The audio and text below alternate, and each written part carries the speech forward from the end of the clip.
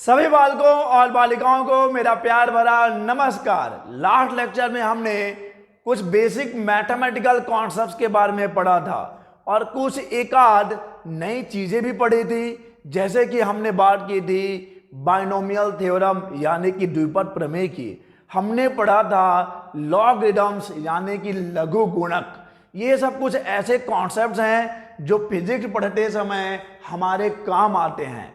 और ऐसे ही आज हम लोग एक बहुत ही इंपॉर्टेंट मैथमेटिकल कॉन्सेप्ट की बात करने वाले हैं, एक बिल्कुल नए गणित की बात करने वाले हैं, एक बिल्कुल नए मैथ्स की बात करने वाले हैं, जो कि है डिफरेंशियल कैलकुलस यानी कि अवकल गणित, जिसमें हम लोग पढ़ते हैं इंटीग्रेशन एंड डिफरेंशिएशन यानी कि अवकलन और समाकलन।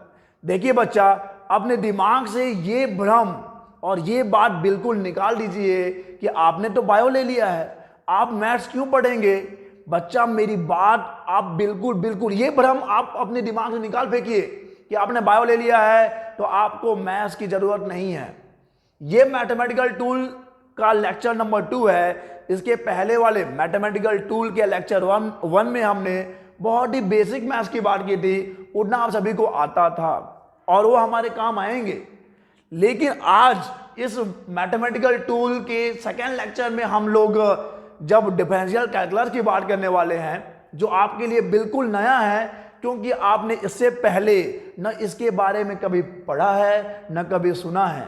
ये बिल्कुल नए टाइप का मैथ्स है। जैसा कि आप ज्योमेट्री पढ़ते हैं, आप ट्रिग्नोमेट्री पढ़ते हैं, आप अलजेब्रा पढ़ते हैं, they all are the branches of the maths. वो सभी गणित की अलग अलग शाखाएं हैं। वैसे ही अवकल गणित भी गणित की एक बिल्कुल अलग शाखा है।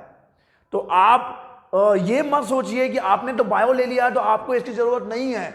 बच्चा, अगर आपको इंटीग्रेशन और डिफरेंशिएशन क्लियर नहीं है, अगर आपको उसका बेसिक नॉलेज भी नहीं है, तो आप फिजिक्स में हर जगह या फिर कहीं ना कहीं तो फंसते चले जाएंगे। और अगर आप ये चाहते हैं कि आप फिजिक्स में कहीं फंसे ना, मैं भी यही चाहता हूं कि कोई भी बालक या कोई भी बालिका फिजिक्स पढ़ते समय कहीं फंसे ना। मतलब अरे यार, ये कैसे हो गया, ये तो समझ ही नहीं आ रहा है, ये कैसे बोल दिया कि ये इसका डेरिवेटिव है, ये इसका अवकलज है, इसका समाकलन ये होता है। पढ़ाने वाले ऐसा पढ़ाते जाएंगे और अगर आपको इंटीग्रेशन डिफरेंशिएशन क्लियर नहीं है तो आपका सर घूमता जाएगा कि हो क्या रहा है भाई। तो ऐसा ना हो, इसीलिए आपको ये बेसिक जो लेक्चर 1 और लेक्चर 2 है मैथमेटिकल टूल का, ये आपको बताया जा रहा है ताकि आगे चलकर आपको कोई परेशानी ना हो।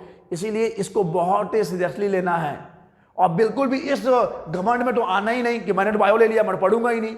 बिना इंटीग्रेशन बिना डिफरेंशिएशन के आप ना लटक जाओगे मतलब कहीं ना कहीं फंसी जाओगे।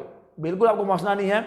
तो चलिए शुरू करते हैं आज का ये लेक्चर, जिसमें हम लोग पढ़ने वाले हैं डिफरेंशियल कैलकुलस। तो चलिए जानते हैं कि क्या होता है अवकल गणित।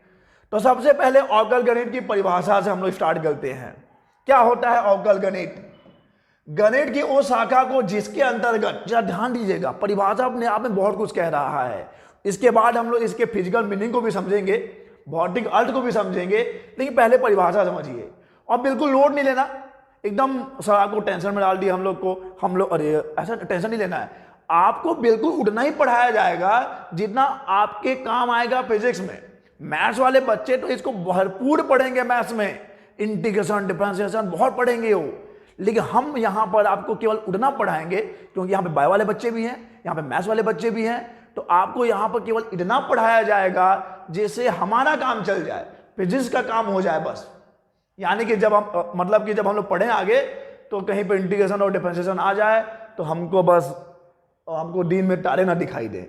बस आपको इतना ही पढ़ाया जाएगा और आपको बस इतना पढ़ना ही है। आपको बिल्कुल इंटीग्रेशन और डिफरेंशिएशन का मास्टर नहीं बनना है। बेसिक नॉलेज दिया जा रहा है आपको, आप उसको लीजिए, भरपूर ज्ञान लीजिए। भरपूर मतलब ज्ञान तो भरपूर लीजिए, लेकिन यहाँ पे बस आपको काम का चीज बताया जाएगा।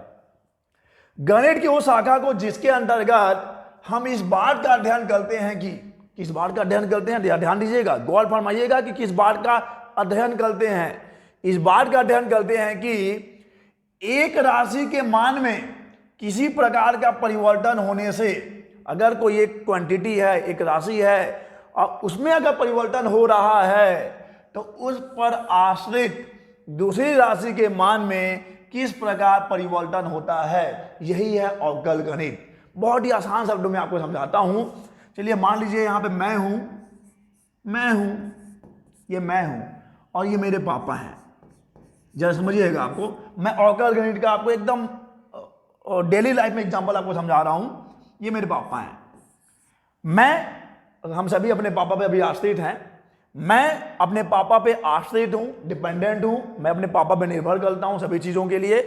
तो अगर पापा को कोई दिक्कत या कोई परेशानी होती है तो क्या मेरे को नहीं होगी? अगर यहां पर कोई परिवर्तन होगा पापा के फाइनेंशियल या फिर मेंटली, या यहां पे अगर कोई भी परिवर्तन हो रहा है मानसिक रूप से या शारीरिक रूप से या फाइनेंशियली, अगर यहां पे कोई परिवर्तन हो रहा है, इनको कोई दिक्कत हो रहा है, देखो दिक्कत होगा तो उसको हम लोग माइनस लेके चलते हैं, अच्छा चीजें हो रही है तो उसको हम लोग प्लस लेके चलते हैं। तो अगर पापा के लिए अगर कुछ परिवर्तन हो रहा है तो मेरे पापा या आपके पापा में अगर यहां पे कुछ परिवर्तन हो रहा है तो क्या आप में परिवर्तन नहीं होगा? तो ये हो जाएंगे मेन, और मैं हूं इन पर आश्रित। तो इसमें यहां पर जो परिवर्तन होगा इसके सापेक्ष इसमें परिवर्तन होने से इसमें क्या परिवर्तन होगा, इसी के बारे में हम लोग पढ़ते हैं अवकल गणित। चलिए इसी को हम लोग चर के फॉर्म में ले लेते हैं। हम पापा को x ले लेते हैं, अपने आप को y ले लेते हैं, y निर्भर करता है x पे। अभी हम लोग आगे चर और अचर की परिभाषा ही पढ़ेंगे। एक भी शंका आपके मन में नहीं छोड़ेंगे हम, एक भी डाउट नहीं रहने देंगे। बस आपको अपना दिलो दिमाग यहीं रखना है, दिल कहीं और लगा सकते हो, दिमाग यहीं लगाना है। तो ये हो गया x, ये हो गया y x पर निर्भर करता है। तो जब x में परिवर्तन होगा तो उस x में परिवर्तन होने के सापेक्ष y में क्या परिवर्तन होगा, यही तो है अवकल गणित यानी कि डिफरेंशियल कैलकुलस। चलिए इससे पहले कि हम लोग मेन इस मुद्दे पे आए, कुछ परिभाषाओं के बारे में पढ़ लेते हैं। सबसे पहले अचर क्या होता है? कांस्टेंट। जिस राशि का मान गणितीय क्रिया में अपरिवर्तित रहता है उसे अचर कहते हैं। जैसे कि हम लोग a b c alpha beta gamma ये सब लेके चलेंगे तो ये सब अचर है। चर क्या होता है? अच्छा, अचर भी दो प्रकार के होते हैं बच्चा। निरपेक्ष अचर, जिस अचर का मान प्रत्येक गणितीय क्रिया में अपरिवर्तित रहता है उसे निरपेक्ष अचर कहते हैं। अचर दो प्रकार का, पहला निरपेक्ष अचर, प्रत्येक गणितीय क्रिया में उसका मान एक ही सेम ही रहेगा। जैसे कि मान लो 1 है तो कोई सा भी मैथमेटिक्स का कैलकुलेशन हो 1 ही रहेगा। 1 है, 2 है, 3 है, या फिर पाई है 3.14 उसकी वैल्यू वही रहेगी। और वैसे ही आप कुछ और भी वैल्यूज ले सकते हैं। ई है, अभी आप ई के बारे में नहीं जानते हो, स्मॉल ई के बारे में, तो इतना देखिए। ये है निरपेक्ष अचर, जिस अचर का मान प्रत्येक गणितीय क्रिया में क्या रहेगा, अपरिवर्तित रहेगा, उसे हम लोग कहते हैं निरपेक्ष अचर। आगे देखिए स्वेच्छ अचर क्या होता है। स्वेच्छ अचर एक ऐसा अचर होता है जो किसी डेफिनिट एक निश्चित गणितीय प्रक्रिया में उसका मान नियत रहेगा, लेकिन अलग अलग गणितीय प्रक्रियाओं में उसका मान अलग अलग रहेगा। जैसे कि पहले परिभाषा पढ़ लीजिए, यहां पे परिभाषा पढ़ लीजिए बच्चा। जिस अचर का मान एक विशेष क्रिया में अपरिवर्तित रहता है लेकिन संदर्भ बदलने पर, मैथमेटिक्स के कैलकुलेशन बदलने पर, अब किसी और संदर्भ में आप बात कर रहे हैं, उसका मान बदल जाता है, स्वेच्छ अचर कहलाता है। एक बिल्कुल सिंपल सा परिभाषा दूंगा, y is equal to mx plus C. ये एक सीधी रेखा का समीकरण है। y is equal to mx plus C, ये एक सीधी रेखा का समीकरण है। तो इसमें m और c कांस्टेंट रहता है भाई, m कांस्टेंट है, c कांस्टेंट है। तो क्या सभी लाइन के लिए m और c हमेशा कांस्टेंट, मतलब हमेशा एक ही रहेगा क्या? नहीं नहीं नहीं नहीं, अलग अलग लाइन के लिए m और c का मान अलग अलग रहेगा। तो ये है स्वेच्छ अचर। तो अभी आपने क्या क्या चीजें पढ़ ली हैं। पहले तो हमने आपको बताया कि भाई क्या होता है अचर। अचर जिसका मान क्या रहेगा, जिसका मान रहेगा कांस्टेंट। अचर को इंग्लिश में कांस्टेंट ही कहते हैं, ठीक है। गणितीय क्रिया में मान अपरिवर्तित रहेगा। अब ये अपरिवर्तन जो है दो प्रकार से हो सकता है, निरपेक्ष अचर हमेशा वही रहेगा, चाहे गणितीय प्रक्रिया कोई सा भी हो, वो निरपेक्ष अचर कहला जाएगा। स्वेच्छ अचर यानी कि आर्बिट्ररी कांस्टेंट, अलग अलग गणितीय प्रक्रियाओं में संदर्भ बदलने पर इसका जो है मान बदल सकता है, तो ये हो जाएगा आपका स्वेच्छ अचर। और अब बात करते हैं चर की, वेरिएबल्स की बात करते हैं। जिस राशि का मान गणितीय क्रिया में बदलता रहता है उसे चर कहते हैं। इसे प्राय x y z u v डब्ल्यू ये सब हम लोग एक्सप्रेस करेंगे। तो चर, चर यानी कि चर, वेरिएबल जो वेरी कर सकता है, जो बदल सकता है। अब ये चर भी दो प्रकार का होता है, एक होता है स्वतंत्र चर और एक होता है परतंत्र चर यानी कि आश्रित चर। तो देखिए अभी हमने पीछे एग्जाम्पल देखा था, मैं और मेरे पापा। मेरे पापा क्या है? मेरे पापा स्वतंत्र चर हैं, वो अपने फैसले खुद ले सकते हैं और अपने हिसाब से काम करते हैं, तो वो स्वतंत्र चर हो गए। लेकिन मेरे फैसले मेरे पापा पर निर्भर करते हैं, उनके फैसलों के अकॉर्डिंग मेरे फैसले जो है बदलते जाएंगे। ठीक है, तो ऐसा प्रतीक जो किसी नियत संख्या को व्यक्त न करके संख्याओं के समुच्चय में किसी भी संख्या को अपने मान के रूप में ग्रहण कर सके, स्वतंत्र चर कहते हैं। बहुत ही ज्यादा टेक्निकल ये परिभाषा हो गया, जरूरत नहीं है क्योंकि ये सब परिभाषाएं आपको याद नहीं करनी है। स्वतंत्र चर क्या है? जो स्वतंत्र है उसका मान जो है एक निश्चित प्रक्रिया में कुछ भी हो सकता है। और परतंत्र चर क्या है? परतंत्र चर होगा जो स्वतंत्र चर पर निर्भर करता है, जैसे कि मैं और पापा। पापा क्या है? पापा स्वतंत्र चर है। मैं क्या हूं? मैं परतंत्र चर, परतंत्र यानी कि आश्रित चर हूं, मेरे फैसले मैं जो उन पर निर्भर करता हूं। ओके, तो चलिए आगे बढ़ते हैं और अब बात करते हैं फंक्शन यानी कि फलन की। आप धीरे धीरे आगे बढ़ रहे हैं। देखो ये सब चीजें आपको याद करके एग्जाम में नहीं जाना है, आपसे एग्जाम में ये सब नहीं पूछेंगे कि चलो परिभाषा लिखो। लेकिन जब आप फिजिक्स पढ़ेंगे तो वहाँ पे बताया जाएगा ये वेरिएबल है, ये कांस्टेंट है, ये डिपेंडेंट वेरिएबल है, ये इंडिपेंडेंट वेरिएबल है, स्वतंत्र चर है, परतंत्र चर है। तो उसे नहीं लगना चाहिए यार ये सब क्या बातें हो रही हैं, हमको तो ये सब मालूम ही नहीं है। इसीलिए आपको टर्मिनोलॉजी पढ़ाया जाता है कि जब आप खुद से पढ़ें या आपको पढ़ाया जाए तो आपको भी थोड़ा सा फील हो कि यार हमको भी मजा आ रहा है, समझ में आ रहा है। दिक्कत क्या है? दिक्कत मेन जो बड़े बड़े टॉपिक्स होते हैं वो दिक्कत नहीं है।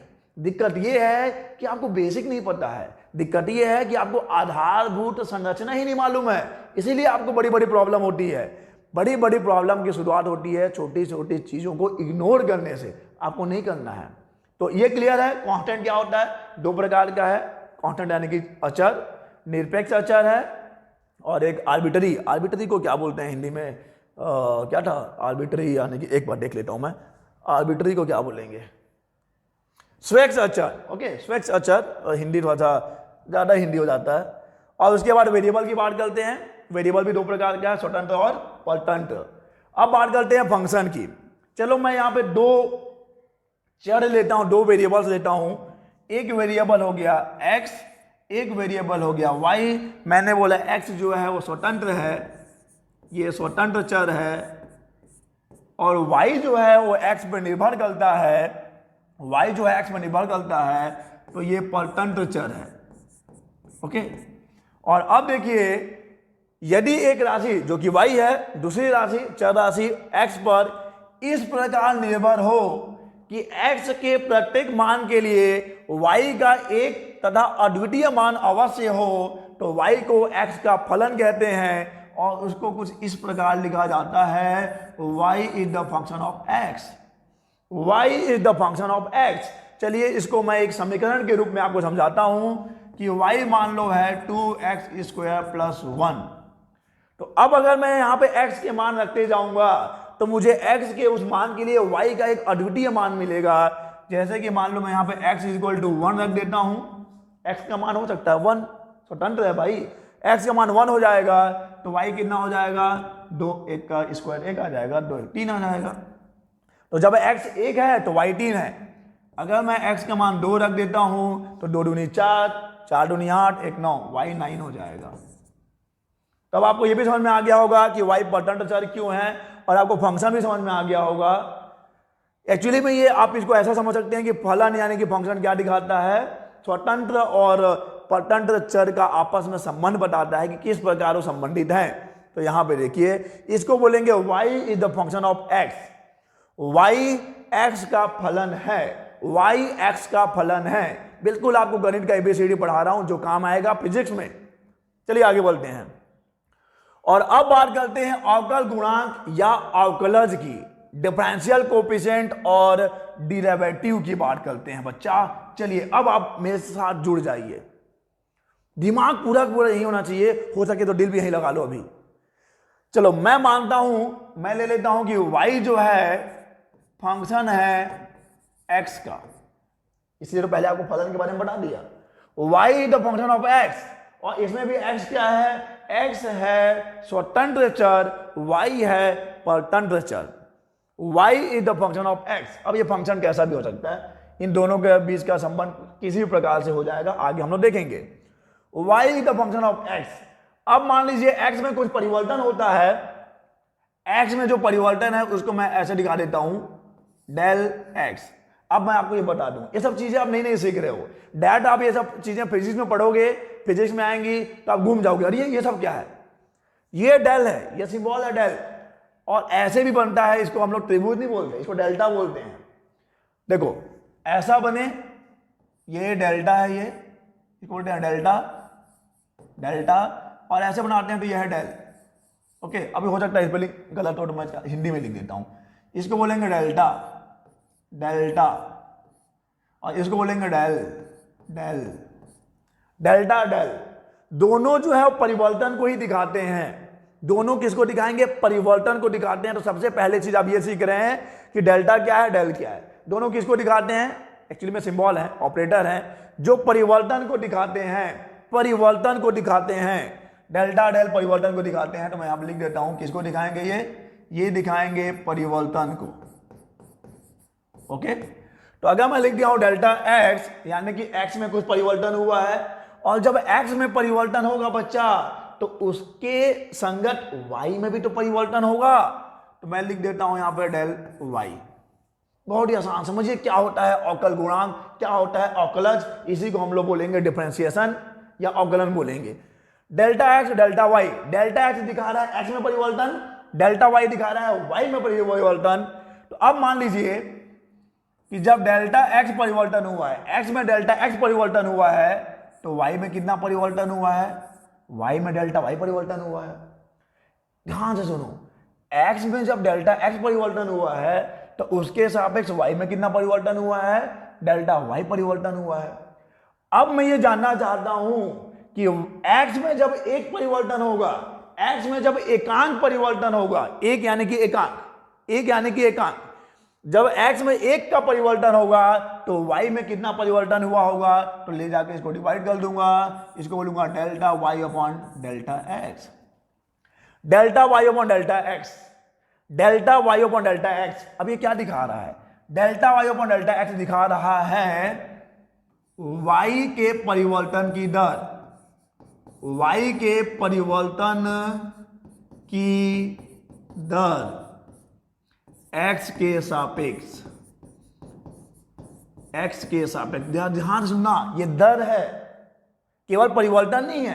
डेल y y में परिवर्तन है, डेल x x में परिवर्तन है, लेकिन जब हमने बोला del y upon del x तो ये क्या दिखा रहा है, y के परिवर्तन की दर बता रहा है, y के परिवर्तन की दर, यानी कि जब x में एक का परिवर्तन होगा, x में जब एक का परिवर्तन होगा तो y में कितना परिवर्तन होगा, इसको बोलते हैं y के परिवर्तन की दर x के सापेक्ष। और एक चीज और, एक नया, बहुत ही नया चीज आपको बता रहा हूं जो हम लोग यूजुअली फिजिक्स में यूज करते हैं, जनरली मैकेनिक्स में जब यांत्रिकी पढ़ेंगे तो वहां यूज करेंगे, सीखिए इसको। अब मान लो कि मैं क्या कर रहा हूं, डेल्टा x को ऐसे लिख रहा हूं, delta x tends to zero. इसको देखो कैसे पढ़ते हैं, इसको बोलते हैं delta x tends to zero, English में बोलेंगे delta x tends to zero, यानी कि जो x में परिवर्तन है वो जीरो की ओर अग्रसर है, tends to zero, tends to zero, यानी x में जो परिवर्तन है वो जीरो की ओर अग्रसर है। उस केस में delta y upon delta x को हम लोग लिख देते हैं dy अपॉन dx। फिर से आपको जोड़ता हूं इन चीजों के साथ। बिल्कुल नया ये मैथ्स है, आप बिल्कुल गुमराह हो जाते हैं, आप कंफ्यूजन फंस जाते हैं, इसलिए तो लोग आपको पढ़ाते ही नहीं है।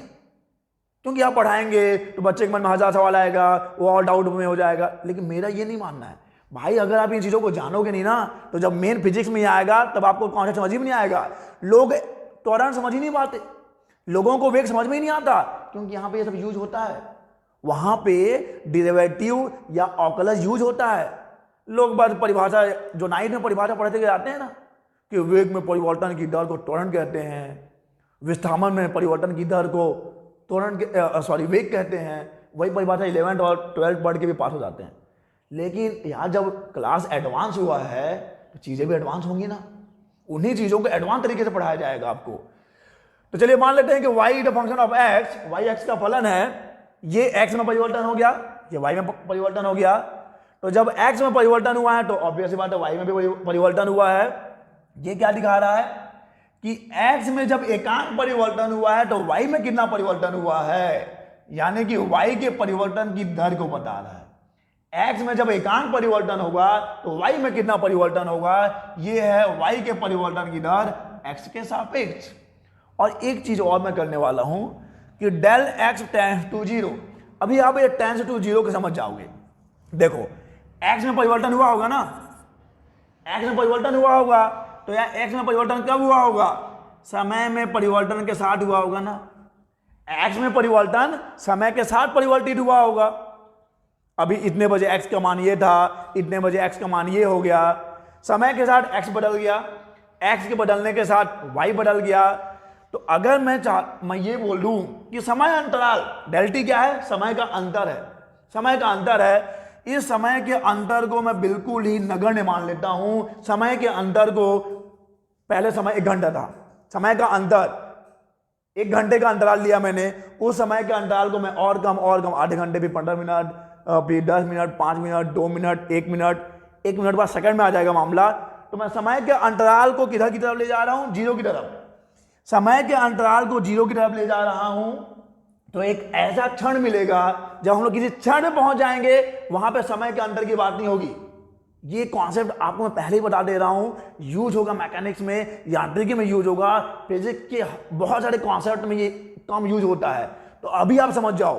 हो सकता है थोड़ी सी परेशानी हो रही हो आपको, क्योंकि पहली बार है ना यार, पहली बार तो मोहब्बत भी करोगे तो बहुत कठिनाई होती है, बहुत मुश्किल होती है, उसके बाद एक्सपीरियंस हो जाता है।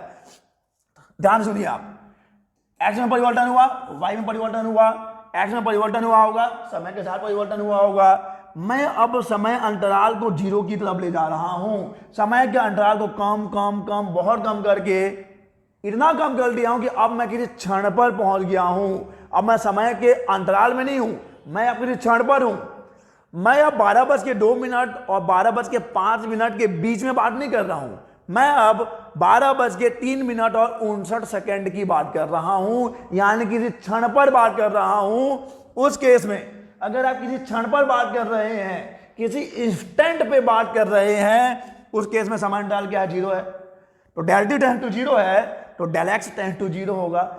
और जब डेल एक्स टेंड्स टू 0 है तो del y upon del x को आप लिखते हैं d y upon d x. ये भी वही चीज है जो ये है। ये क्या दिखा रहा है, ये y के परिवर्तन की दर को बता रहा है x के सापेक्ष। ये भी वही बता रहा है, y के परिवर्तन की दर x के सापेक्ष।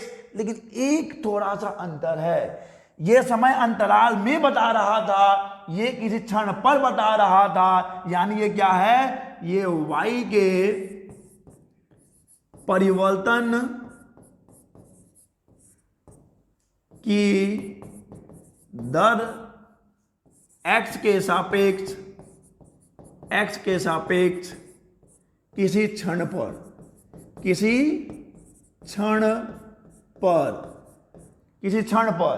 तो इसको आप ऐसे शॉर्ट में क्या लिख सकते हैं, तात्क्षणिक परिवर्तन की दर। क्या, तात्क्षणिक परिवर्तन की दर।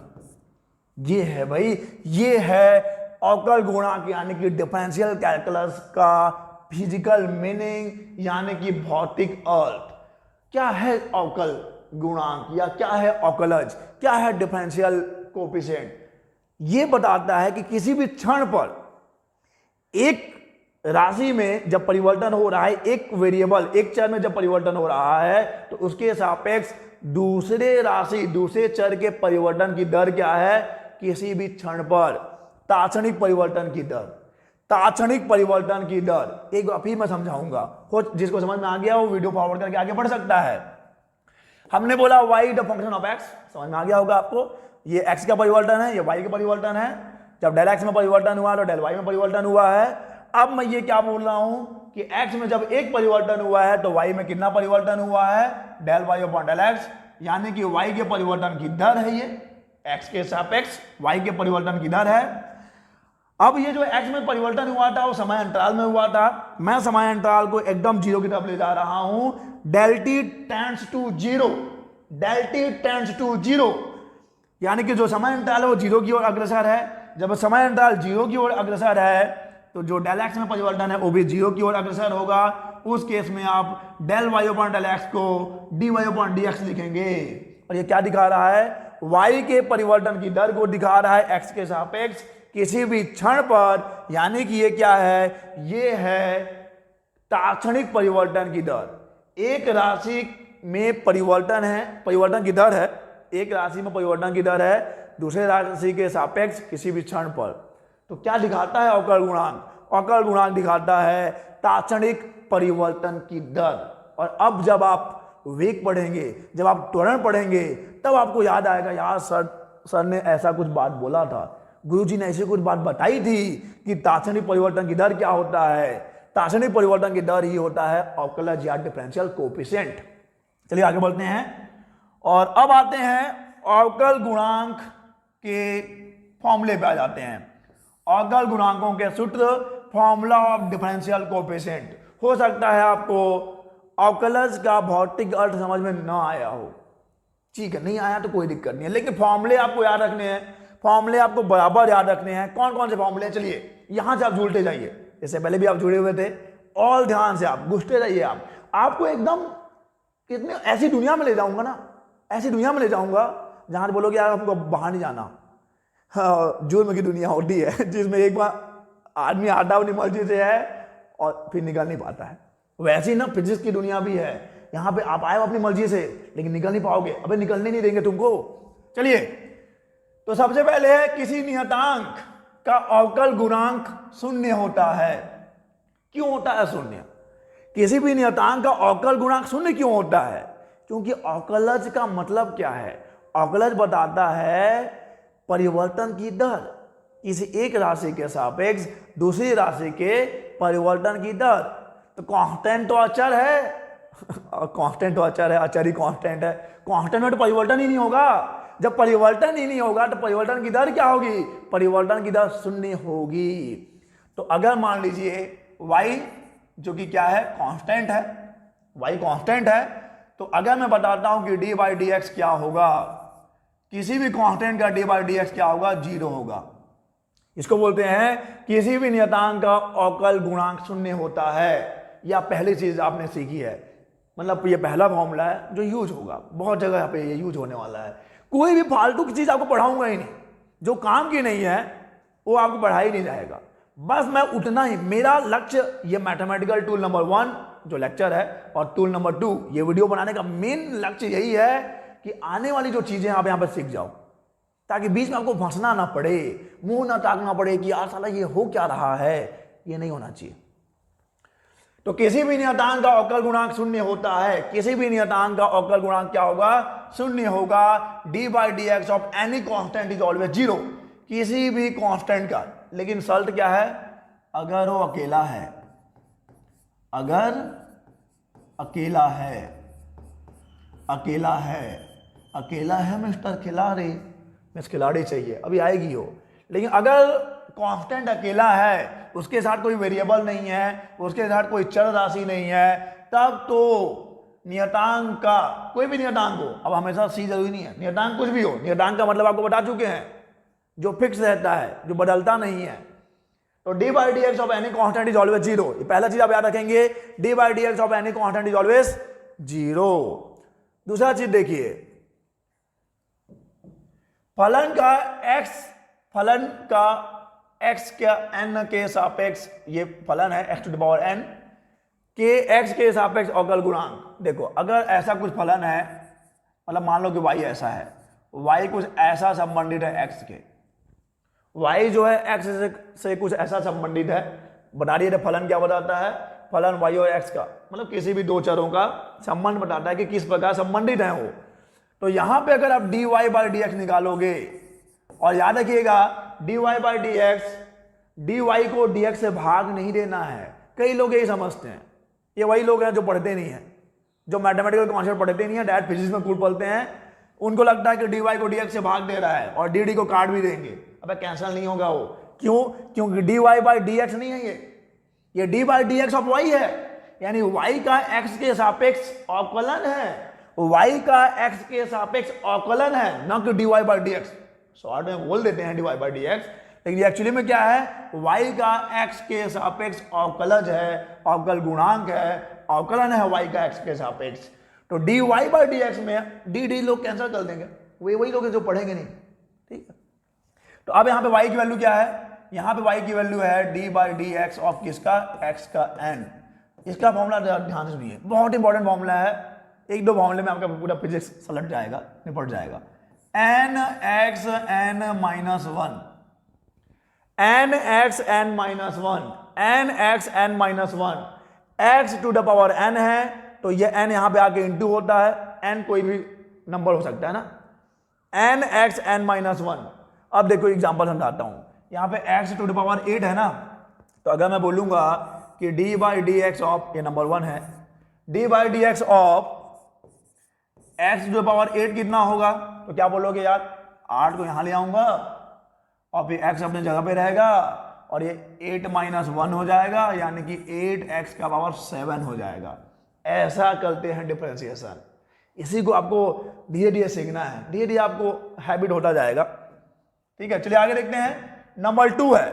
नंबर 2 क्या है बच्चा, आपको d बाई डी एक्स, चलो मैं बोलता हूं कि d बाई डी एक्स इसका करिए, x का पावर ऐसा है √3 है, तो ये भी तो पावर ही है ना, ये भी n है, यहाँ पे n की वैल्यू √3 है, तो ये n आके यहाँ पे इंटू होता है कि नहीं होता है, और यहाँ पे क्या करेंगे आप, √3 माइनस 1 कर देंगे। जो फॉर्मूला है जो है, फॉर्मूला क्या है, n x n minus 1 d by d x of x to the power n is equal to n x n minus 1। तो यहाँ पे ये n आके इंटू होता है और n में जो है एक माइनस होगा, और यहाँ पे क्या है, नंबर 3 जो है d बाई डी एक्स, अगर x का पावर -4 है तो यहाँ पे n की वैल्यू कितनी है, यहाँ पे n की वैल्यू -4 है, तो ये आगे पहले यहाँ पे इंटू होगा, हो गया इंटू, उसके बाद x को लिख दीजिए, अभी -4 माइनस 1, -4 माइनस 1 कितना हो जाएगा, इतना तो मैथ्स आपको आता है ना, -5 हो जाएगा। इसको बोलते हैं अवकलन, मक्खन है, अगर सीखोगे तो ना, सीखोगे तो मक्खन है, ठीक है। चलिए आगे देखते हैं, नियतांक तथा फलन के गुणक का अवकल गुणांक। अभी आपको दो चीज बताया कि अगर नियतांक अकेला है तो उसका अवकलन शून्य होता है, अगर नियतांक अकेला है तो उसका अवकलन शून्य होता है, लेकिन अगर मान लीजिए नियतांक किसी फलन के साथ है तो वहां पे शून्य नहीं होगा। 8 नियतांक है वो इस फलन के साथ है, -5 नियतांक है वो इस फलन के साथ है, तो उसको शून्य नहीं लिख दोगे आप। उसको कैसे करना है देखिए, d बाई डी एक्स, चलो मैं ऐसे बताता हूं कि मान लो y यहां पे कांस्टेंट है, यहां पे x का फलन है, ठीक है, x का कोई फंक्शन है, तो यहां पे अगर आप बताओगे कि भाई dy बाई डी एक्स क्या होगा, तो यहां पे ध्यान से सुनो कि होना क्या है। अब यहां पे c का डिफरेंशिएशन 0 नहीं कर दोगे आप, डिफरेंशिएशन c का अवकलन 0 आप नहीं कर दोगे, क्योंकि c अकेला नहीं है, वो अपने साथ मिस खिलाड़ी को लेके आया है समझ रहे हो ना, तो समझ रहे हो, c को यहां पे आप बाहर निकाल लेते हैं, कांस्टेंट को आप बाहर निकाल लीजिए, उसके बाद आप आराम से इस फलन का करते रहिए, जो फॉर्मूला लगता है लगाते रहिए। तो अगर कांस्टेंट अकेला है तब तो उसका अवकलन शून्य होगा, अगर कांस्टेंट अकेला है तब तो उसका अवकलन शून्य होगा, लेकिन अगर कांस्टेंट किसी वेरिएबल के साथ है, किसी चर के साथ है, x के फलन के साथ है, तब वहां पे आप कांस्टेंट को बाहर निकाल लेते हैं, फिर यहां पे जो फॉर्मूला लगना है सो लगाइए। जैसे कि इसको देखिए, आपको डी बाई डी एक्स करना है, किसको 8x6 करना है, x का पावर 6 है यानी x का पावर n है ये, तो ये तो है अपना फलन है ये, लेकिन 8 कांस्टेंट है तो यहाँ पे 8 का अवकलन 0 निकल देना, चर के साथ है, फलन के साथ है, फंक्शन के साथ है, वेरिएबल के साथ है, बाहर निकालिए। तो 8 आ गया बाहर, D by d x of x का पावर 6, क्या फॉर्मूला बताया अभी आपको कि ये आ जाता है यहाँ पे इंटू हो जाता है ना, इसको जो फॉर्मूला लगता है उसको लगाना होता है, आप लगाइए जो फॉर्मूला लगता है, ये आ गया नीचे। अब ये हो जाएगा x का पावर 6 माइनस 1 यानी कि 5, 8 से 48, x का पावर 48, x का पावर 5। ओके, वैसे ही आप, ये आपके लिए होमवर्क है, d by d x of -5 x का पावर -3, ठीक है, करिए इसको आप, ये आपके लिए होमवर्क है। बता भी देता हूं क्या है, -5 अचर है, -5 कांस्टेंट है, बाहर आ जाएगा, x का पावर n, x का पावर -3 है, -3 आके इंटू होगा, -3 में -1 करोगे -4 हो जाएगा। आराम से करिए आप, निश्चित होकर करिए। दो फलनों के योग का अवकल गुणांक, अब मान लीजिए कि y फलन है किसका, x का, और ये दो फलनों के योग के रूप में है, u भी x का फंक्शन है, v भी x का फंक्शन है, तो कैसे करेंगे, बहुत आसान है। अगर आपको dy बाई डी एक्स करना है तो आसान है ना भाई, du बाई डी एक्स कर लीजिए, उसके बाद dy by dv by d x कर लीजिए, आसान है, कोई दिक्कत नहीं है। जैसे कि फलन है देखो, तो यहां पे आपको dy by d x of x का पावर 6 प्लस 13x स्क्वायर करना है, इसको आप u मान लिए हो, ये u है मान लीजिए, ये v है, तो बहुत आसान है, d बाई डी एक्स का power 6 d by d x 13x square, और उसके बाद जो फॉर्मूले लगते हैं लगाते जाइए। कौन सा फॉर्मूला लगेगा, d by d x of x to the power n, ये n इधर आ गया, ये एक माइनस हो जाएगा, प्लस ये कांस्टेंट है, अकेला नहीं है मिस्टर खिलाड़ी, मिस खिलाड़ी के साथ है, बाहर निकाल लीजिए उसको। 13 D by d x of x square होगा तो ये 2 हो जाएगा, और x का पावर 1 आ जाएगा, तो ये जाएगा 6x 5 प्लस 13 दूनी 26x। तो ऐसे आपको करना है अगर योग के रूप में है तो। अब जब योग के रूप में हो गया है तो गुणा के रूप में भी तो हो सकता है, गुणा के रूप में भी तो हो सकता है बच्चा। दो फलनों के गुणन का अवकल गुणांक, मान लीजिए y फलन है u और v का, जो कि ऐसे गुणा के रूप में है, and u is the function of x, u and v both are the function of x, u is the function of x, v is the function of x, यानी कुल मिला के y जो फंक्शन x का ही है, लेकिन दो फलनों के गुणनफल के रूप में है। इसको g ऑफ x लिखिए, नहीं तो आप बोलेंगे स्क्वायर हो जाएगा। ओके, u स्मॉल u लिखा है मैंने, u dot v, u dot v, u dot v, y is equal to u dot v। y एक फलन है जो कि दो फलनों के गुणनफल के रूप में है, u भी x का फंक्शन है, v भी x का फंक्शन है। तो वैसे में क्या करेंगे आप, फॉर्मूला अब देखिए, अगर दो फलनों का गुणनफल है तो फॉर्मूला कैसे लगेगा, तब dy बाई डी एक्स अगर आप निकालेंगे तो कैसे करना है, पहले को लिख लीजिए एज इट इज, वैसे को वैसा ही लिख लीजिए, और दूसरे का अवकलन कर लीजिए। पहले को वैसे का वैसा ही लिख लीजिए, दूसरे का अवकलन कर लीजिए, फिर प्लस दूसरे को वैसा का वैसा ही लिख लीजिए और पहले का अवकलन कर लीजिए। अगर दो फलनों का गुणनफल है तो, अगर दो फलनों का गुणनफल है तो क्या करेंगे, पहले को वैसा का वैसा ही लिख लेंगे, दूसरे का अवकलन करेंगे, फिर प्लस रहेगा, फिर यहां पर दूसरे को वैसा का वैसा ही लिख लेंगे और पहले का अवकलन करेंगे। पहला फलन दूसरे का अवकलन प्लस दूसरा फलन पहले का अवकलन। एग्जाम्पल करके दिखाते हैं आपको। यहां पे आपको dy बाई डी एक्स करना है, यहां पे u है, ये v है, तो पहले आपने u को लिख लिया ना, u को लिख लिया, और ये आप v का क्या कर रहे हो, v का अवकलन कर रहे हो, प्लस लगा दिया। अब v को आप वैसा का वैसा ही लिख लेंगे, v को आप वैसा का वैसा ही लिख लेंगे और पहले का अवकलन कर देंगे बच्चा, बालक हो या बालिका, करना सबके लिए, फिजिक्स के रूल सबके लिए सेम है, बालक हो या बालिका हो। चलो आगे बढ़ते हैं, तो देखते हैं dy बाई डी एक्स कितना आता है, एक्स क्यूब।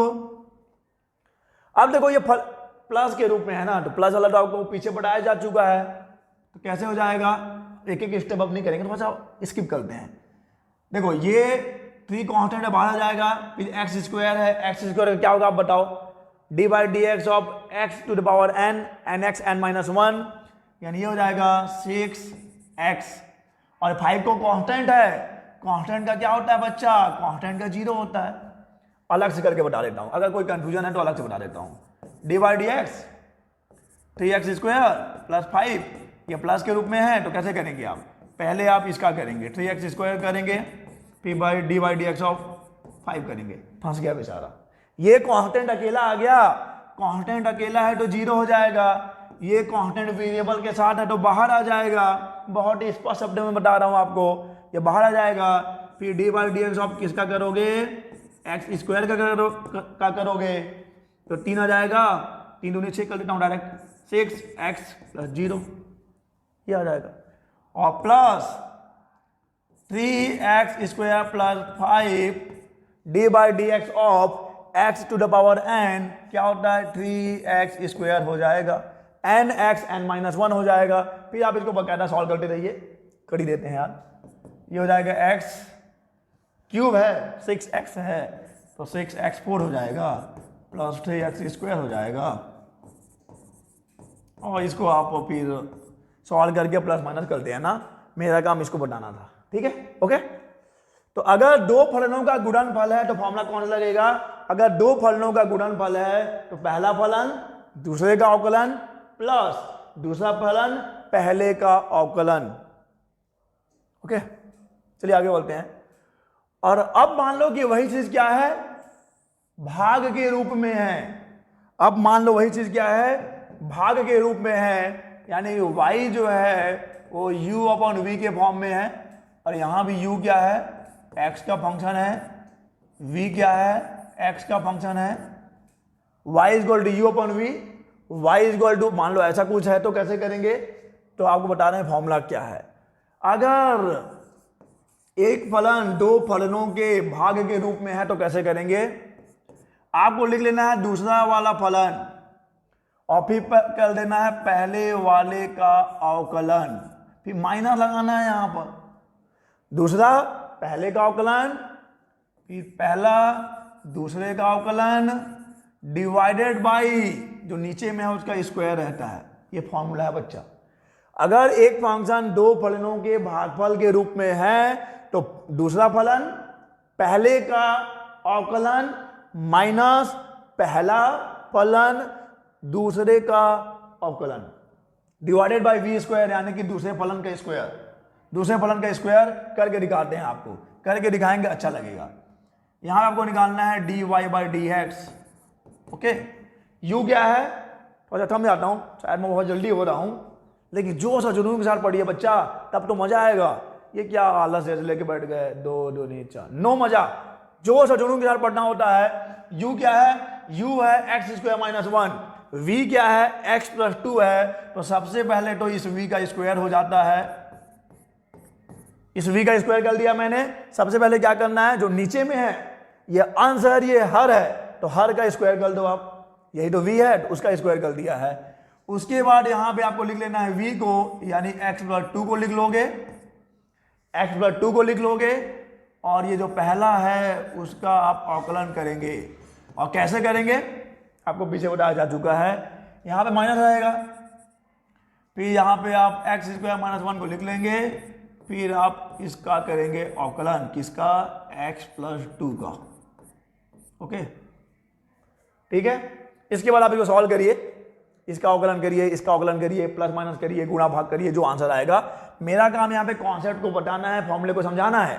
तो अगर एक फलन 2 फलनों के भागफल के रूप में है तो सबसे पहले क्या करेंगे, जो नीचे है उसका स्क्वायर हो जाएगा नीचे में, यहां पर दूसरा फलन जो नीचे में है, चलो अंश और हर की बात करते हैं। यह हर का स्क्वायर हो जाएगा, हर अंश का अवकलन माइनस अंश हर का अवकलन। ओके, चलिए आगे बोलते हैं, इसको आप सॉल्व कर लेना।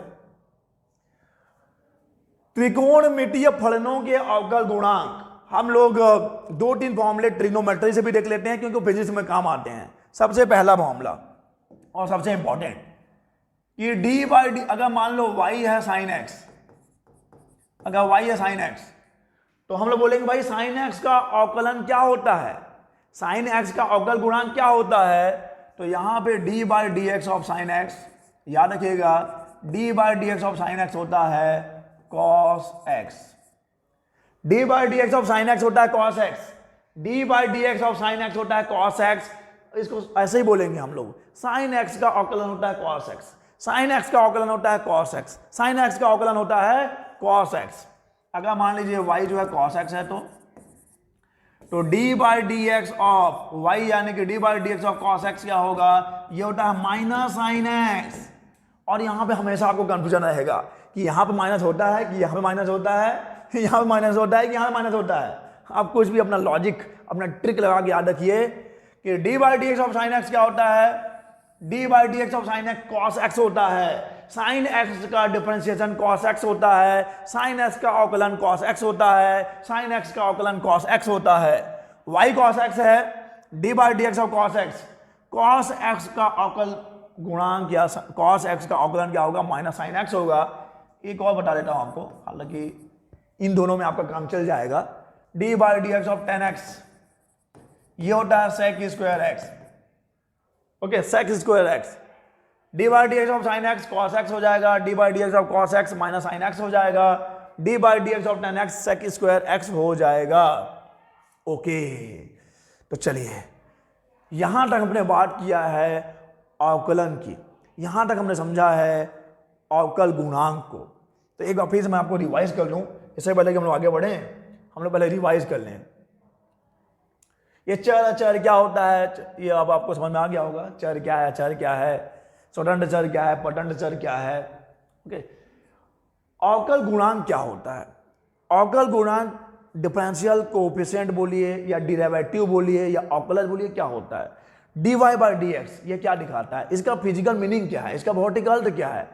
dy बाई डी एक्स ये बताता है कि एक राशि के तात्क्षणिक परिवर्तन की दर क्या है दूसरे राशि के सापेक्ष, एक राशि के तात्क्षणिक परिवर्तन की दर दूसरे राशि के सापेक्ष, तात्क्षणिक परिवर्तन की दर क्या है, अवकलज क्या है, डिफरेंशियल कोएफिशिएंट, तात्क्षणिक परिवर्तन की दर है dy बाई डी एक्स। ये क्या बता रहा है, y के परिवर्तन की दर को बता रहा है x के सापेक्ष किसी क्षण पर तात्क्षणिक परिवर्तन की दर को बताता है। उसके बाद हमने आपको कुछ फॉर्मूले बताए हैं। कांस्टेंट अगर अकेला है तो उसका डिफरेंशिएशन 0 होगा, उसका अवकलन 0 होगा। x to the power n है तो nx n-1 होगा। अगर कांस्टेंट किसी वेरिएबल के साथ है तो कांस्टेंट को आपको बाहर निकाल लेना है, बाकी उस फलन में जो फॉर्मूला लगेगा आप लगाइए। ओके, u प्लस v के फॉर्म में है तो u का करिए, v का करिए। अगर u डॉट v के फॉर्म में है तो पहले को लिख लीजिए as it is, same to same, दूसरे का अवकलन कर लीजिए प्लस दूसरे को लिख लीजिए, पहले का अवकलन कर लीजिए। एग्जाम्पल आपके सामने है। अगर भाग के रूप में है u अपॉन v तो ये होना लगाइए आप, हालांकि फिजिक्स में इतना यूज नहीं होगा, फिर भी आप सेफ्टी लेके चलिए। साइन x ये दोनों तो यूज होने वाला है यार। साइन x का क्या होगा, साइन x का डिफरेंशिएशन होता है cos x, साइन x का डिफरेंशिएशन होगा cos x, cos x का होगा माइनस साइन x। चलिए आगे बोलते हैं। अच्छा एक चीज और बता दूं मैं आपको, नहीं ठीक है। अब बात करते हैं समाकलन की। डिफरेंशिएशन तो पढ़ लिया, डिफरेंशिएशन तो समझ लिया, अब बात करते हैं समाकलन की, यानी कि बात कर रहे हैं हम लोग किसकी, इंटीग्रेशन की। काफी लंबा लेक्चर हो गया है ये, लेकिन पूरा आपको डिटेल में समझा रहे हैं बच्चा। आपके मन में कोई भी शंका या संशय नहीं होना चाहिए, समय भले से थोड़ा ज्यादा लग जाए। ओके, अब समझिए समाकलन को, थोड़ा सा वक्त और दीजिए, समाकलन भी हो जाएगा। फिर आप इंटीग्रेशन और डिफरेंशिएशन को थोड़ा सा प्रैक्टिस करिएगा घर पे, तो फिर आपका काम बन जाएगा। समाकलन यानी कि इंटीग्रेशन क्या होता है, चलो समझते हैं। इंटीग्रेशन क्या है, अवकल के प्रतिलोम यानी कि इनवर्स प्रक्रम को समाकलन कहते हैं। अवकलन में लिए गए फलन का अवकल गुणांक ज्ञात किया जाता है। जैसे कि मान लो कोई फंक्शन है y फंक्शन ऑफ x, तो dy बाई डी एक्स क्या हो जाएगा? चलो dy बाई डी एक्स को मैं f डैश x से दिखा दे रहा हूं। dy by d x f dash x, तो क्या है ये? f डैश x क्या है? इस फंक्शन का अवकल गुणांक है। तो अवकलन में आपको क्या करना होता है? एक्चुअली में अवकलन क्या है? एक राशि के परिवर्तन की दर है दूसरे राशि के सापेक्ष किसी भी क्षण पर। तो जब आप अवकल गुणांक निकालते हो तो आप वही निकालते हो। तो f ऑफ x का क्या हो जाएगा? f डैश x हो जाएगा। ओके, लेकिन समाकलन जो है उसका एकदम उल्टा, उसका प्रतिलोम प्रक्रम है। यहां पे आपको f डैश x देगा। क्या देगा यहां पे आपको? यहां पे आपको f डैश x देगा। f डैश x दिया होगा और आपको क्या निकालना रहेगा? आपको उसका फंक्शन निकालना होगा, फलन निकालना होगा।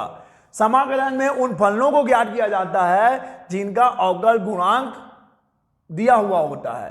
तो ये अवकल गुणांक दिया है और जब इसे आप ये लेके आओगे ना, इसी प्रक्रम को बोलते हैं समाकलन और इसका सिंबल कुछ ऐसा है। अच्छा बना कि नहीं? तो और अच्छे से बनाता हूं। ऐसा है, ये है समाकलन। तो और अच्छे से बना दूं क्या? ट्राई करता हूं। ये रहा समाकलन। ओके, ठीक है। तो क्या है समाकलन? समाकलन अवकलन की उल्टी एकदम विपरीत प्रक्रिया है। अवकलन में क्या करते हो आप? अवकलन में जो फलन दिया है उसका अवकल गुणांक ज्ञात करते हो। समाकलन में क्या होता है? समाकलन में अवकल गुणांक दिया होता है, उसका फलन ज्ञात करना होता है। ये है आपका समाकलन, ये सिंबल है, ये सिंबल है। चलिए आगे देखते हैं। अब आपको कुछ मानक सूत्र बता देते हैं, कुछ स्टैंडर्ड फॉर्मूले बता देते हैं। तो सबसे पहले मैं बता देता हूं कि अगर dx ऐसा है, पहले तो ये समझो dx क्या है। यहां पे dy भी हो सकता है, यहां पे dz भी हो सकता है, यहां पे ds भी हो सकता है, यहां पे dA भी हो सकता है। तो जो भी होगा d के बाजू में, d के पीछे में जो भी होगा, इसका मतलब यह है कि आपको उसके सापेक्ष में अवकल समाकलन करना है। यहां पे जो भी चीज होती है वो यही बताती है कि यही चर है, इसके सापेक्ष ही आपको समाकलन करना है, इसके सापेक्ष ही आपको समाकलन करना है। x y z a b जो भी दिया हो वहां पर। तो यहां पे जो होता है dx के पीछे में जो x है या y है जो z है, वो ये आपको बताता है कि किसके सापेक्ष में समाकलन करना है, वही आपका चर है। और जब यहां पे कुछ भी नहीं है, मतलब यहां पे 1 है, तो जब यहां पे कुछ भी नहीं है बच्चा, जब यहां पे कुछ भी नहीं है तो मान लो 1 है, तो याद रखिए 1 का जो इंटीग्रेशन होता है, 1 का समाकलन होता है, वो चर ही होता है जो यहां पे होता है।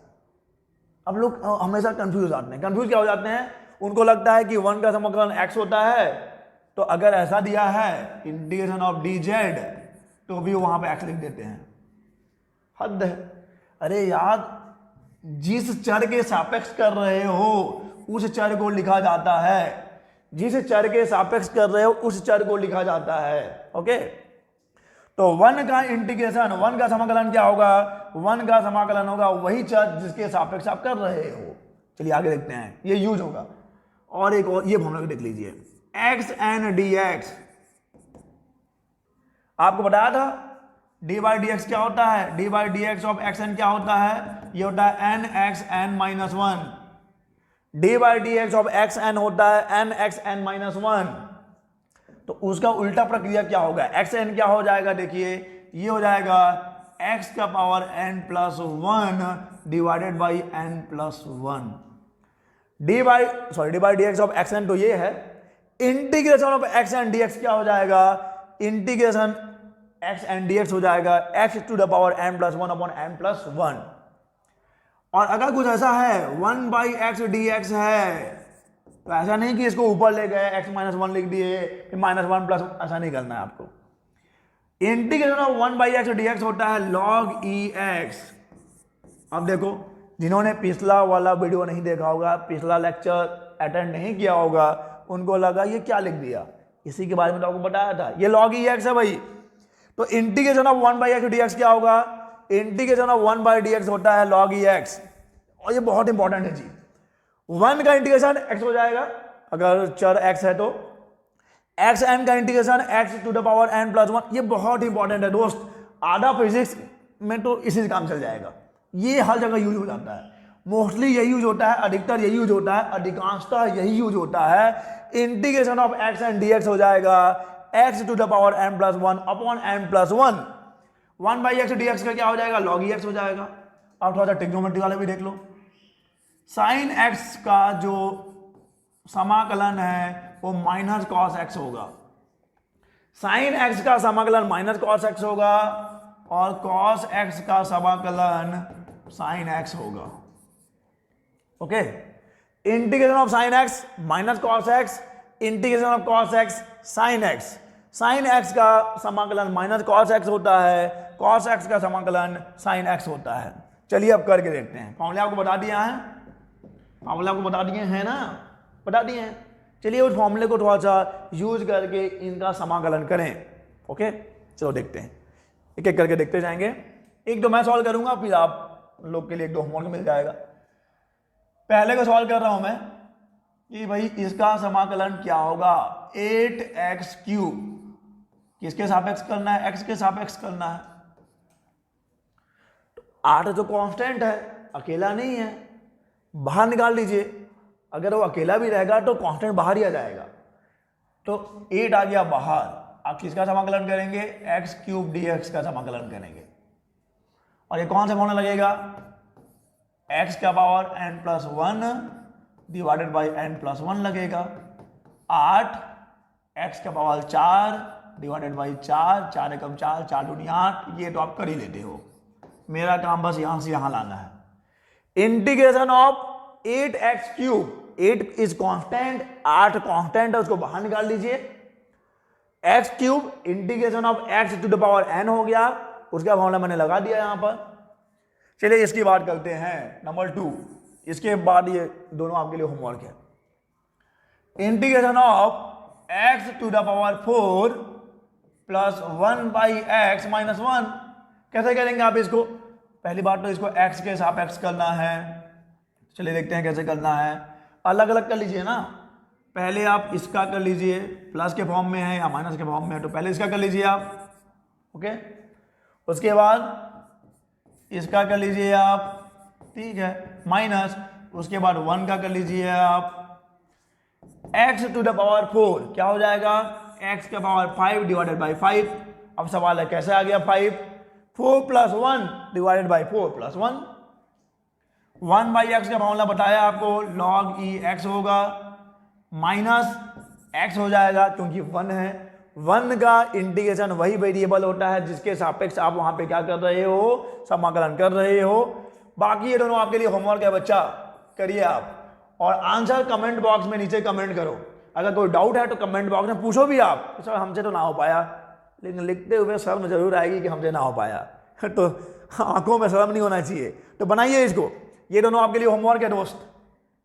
चलिए आगे बढ़ते हैं, अब बात करते हैं निश्चित समाकलन की, ये भी हम लोग यूज करेंगे, डेरिवेशन में यूज होता है, इस्तेमाल होता है निश्चित समाकलन। निश्चित का मतलब क्या है, करना तो आपको समाकलन है, करना तो आपको समाकलन है, लेकिन क्या करना है, लिमिट के अंदर करना है, कुछ सीमाओं के अंतर्गत करना है। जैसे कि मैं बोलता हूं कि आप ए और बी के बीच में करिए, इसको बोलते हैं डेफिनेट इंटीग्रेशन, निश्चित समाकलन।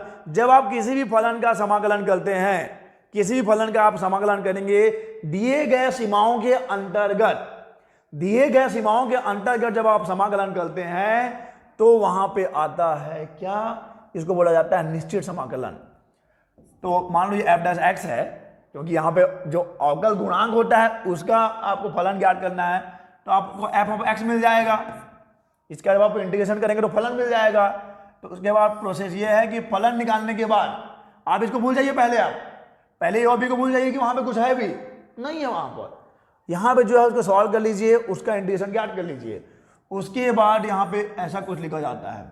ये एक प्रोसेस है, धीरे धीरे आप सीख जाएंगे। ए बी, उसके बाद पहले रखते हैं जो वेरिएबल है, जो चर है, उसके जगह पे अपर लिमिट को रखा जाता है, उसके बाद रखा जाता है लोअर लिमिट को, तब आता है आंसर। इसी को बोलते हैं upper limit minus lower limit. क्या बोल रहा हूं मैं, लिख रहा हूं मैं upper limit minus lower limit, उच्च वाली सीमा माइनस निम्न वाली सीमा।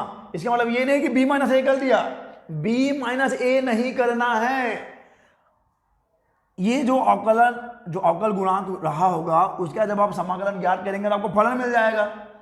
उस फलन में जो चर है उस चर की वैल्यू पहले अपर लिमिट रखिए, फिर उस चर की वैल्यू लोअर लिमिट रखिए, बीच में माइनस रखा जाता है। अभी जब हम लोग आगे एग्जांपल करेंगे तब आपको क्लियर होगा। चलिए एग्जांपल करते हैं। सबसे पहले इसकी बात कर लेते हैं कि नंबर 1 तो क्या है, क्या मैं इसका समाकलन नहीं कर पाऊंगा? क्या इसका समाकलन मैंने अभी तो किया है किसके, लेकिन लिमिट के अंदर करना है ना, तो कोई दिक्कत नहीं है। मैंने क्या बोला? मैंने ये बोला कि पहले आप लिमिट को भूल जाइए, लिमिट को आप भूल जाइए। पहले आप इसका समाकलन करेंगे तो आपको क्या मिलेगा? आपको मिलेगा x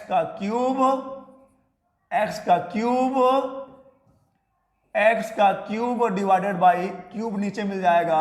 और यहां पे मैंने क्या बोला? ये रहा लोअर लिमिट, ये रहा अपर लिमिट। ये ऐसा कुछ प्रोसेस होता है, लोअर लिमिट अपर लिमिट। अब क्या करेंगे आप? अब आप 1/3 तो कांस्टेंट है, उसमें तो कोई दिक्कत ही नहीं है, और कांस्टेंट है, और नियत है, बाहर निकाल लीजिए। अब जो वेरिएबल है यहां पर, उस वेरिएबल की जगह पे पहले आप अपर लिमिट रखिए, 3 है ही है। उस वेरिएबल की जगह पे, उस चर के जगह पे पहले आप अपर लिमिट को रखेंगे, फिर आप लोअर लिमिट को रखेंगे। आप ये सॉल्व करते रहिए। इसको कितना आएगा? 1/3, 5 का 25, 125 माइनस 9। अब ये सॉल्व करना यार, ये आपकी जिम्मेदारी है, मेरा काम यहां से यहां तक लाना था। तो क्या हो गया? पहले ये जो फलन है, जो फंक्शन है, उसका ऐसे समाकलन करो। उसके बाद जो चर होता है उस चर के जगह पे पहले अपर लिमिट रखिए माइनस लोअर लिमिट रखिए। चलिए जैसे कि अब मैं इसको करके दिखाता हूं, नंबर 2 को करके दिखाता हूं। नंबर 2 में क्या है? नंबर 2 में आपको sin 2x dx है ना। हर प्रकार के आपको बता दे रहे हैं, हर प्रकार से आपको तैयार कर दे रहे हैं sin 2x dx। Okay, sin 2x dx कहां से कहां तक जाना है?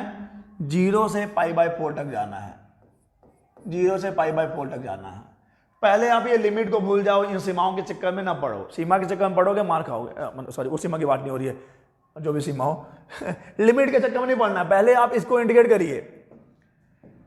sin 2x, सर ऐसा तो कोई फॉर्मूला पढ़ा नहीं है। sin x का फॉर्मूला पढ़ा है ना, यहाँ पे x की जगह पे 2x है, कोई दिक्कत नहीं है। sin x का इंटीग्रेशन क्या हो जाएगा? माइनस कॉस x हो जाएगा। देखो बच्चा, स्टार्टिंग में बहुत कंफ्यूजन होता है, मैथ्स वाले बच्चे भी ये पहली बार ही पढ़ रहे होंगे, क्योंकि इंटीग्रेशन 12th में है, डिफरेंशिएशन मैथ्स में क्लास 11 में लास्ट चैप्टर में है, तो उनको भी थोड़ा दिक्कत होता है। लेकिन धीरे धीरे जब आप पढ़ते जाओगे तो आप यूज्ड टू हो जाओगे, आप इसके आदी हो जाओगे, आपको आदत पड़ जाएगा। एक ही बार में पट्टा नहीं टूट जाता, हथौड़ा मारते रहना पड़ता है। तो जैसे जैसे आप सॉल्व करते जाएंगे, जैसे जैसे आप आगे पढ़ते जाएंगे, आप इसको प्रैक्टिस करेंगे, अभ्यास करेंगे, आपको समझ में आता जाएगा कि चीज़ें हो क्या रही हैं।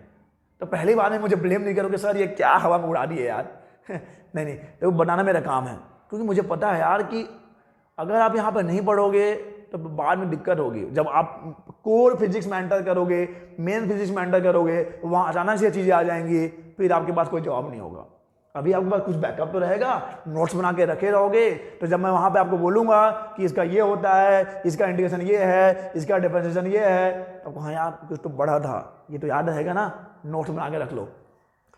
तो sin 2x का जो इंटीग्रेशन है वो माइनस कॉस 2x हो गया। लेकिन अब देखो x जो कि क्या है, x एक चर है, उसके साथ एक अचर है, तो इंटीग्रेशन में उस अचर का डिवाइड करते हैं, इंटीग्रेशन में डिवाइड किया जाता है। उसके बाद आप लिमिट लगा लीजिए 0 to π/4, ओके 0 to π/4, 1/2 आ गया बाहर, कांस्टेंट है, माइनस कोई बाहर ही निकाल लो, क्या दिक्कत है।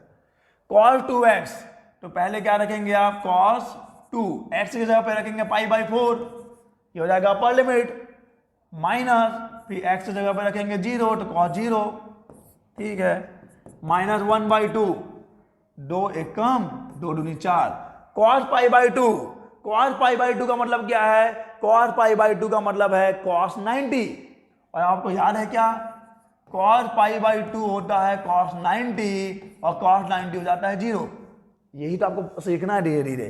cos 90 होता है 0, cos 0 होता है 1, -1 इंटू हो गया आंसर 1/2।